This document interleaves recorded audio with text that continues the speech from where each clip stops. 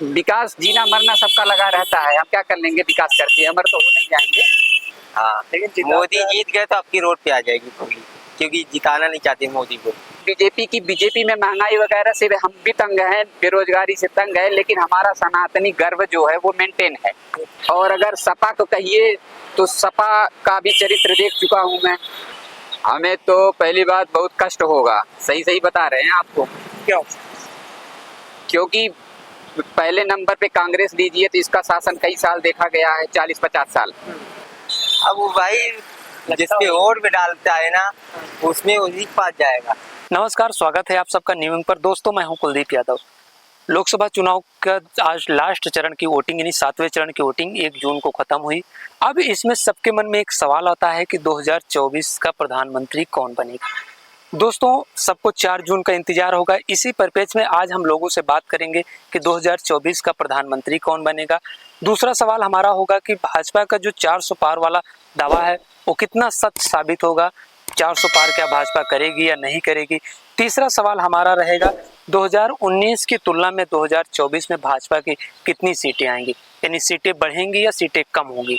और चौथा सवाल हमारा होगा, मान लीजिए अगर विपक्ष जीत जाता है तो प्रधानमंत्री का चेहरा कौन होगा विपक्ष में।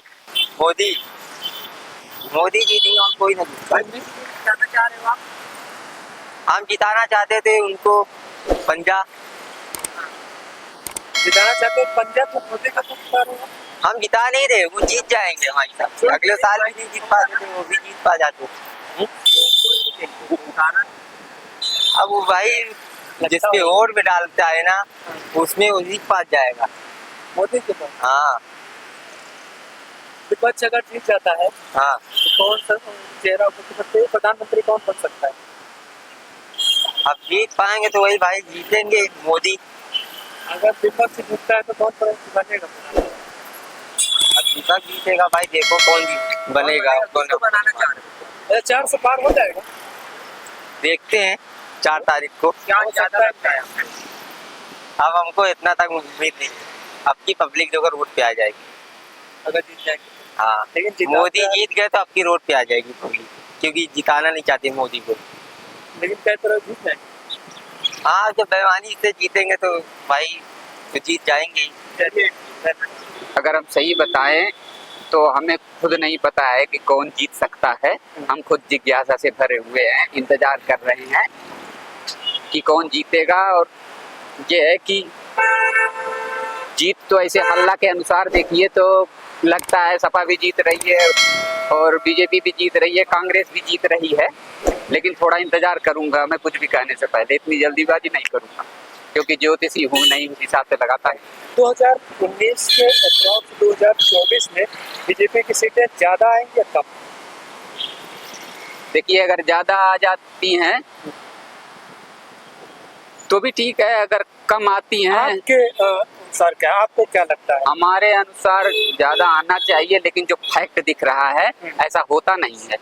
कभी कभी अच्छा आदमी जो है तो उसको निगेटिव रिजल्ट भी मिल जाता है।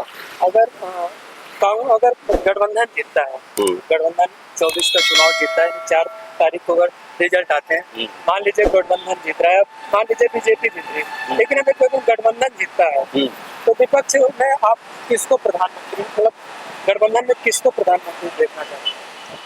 हमें तो पहली बात बहुत कष्ट होगा, सही सही बता रहे हैं आपको। क्यों? क्योंकि पहले नंबर पे कांग्रेस लीजिए तो इसका शासन कई साल देखा गया है, 40-50 साल। और वो शासन दोबारा आएगा, वही चीजें फिर से आएंगी। जब वो चीजें फिर से आएंगी फिर वही दुख जनरेट होगा, वो नहीं चाहता मैं। हालांकि उसमें कुछ चीजें अच्छी थी।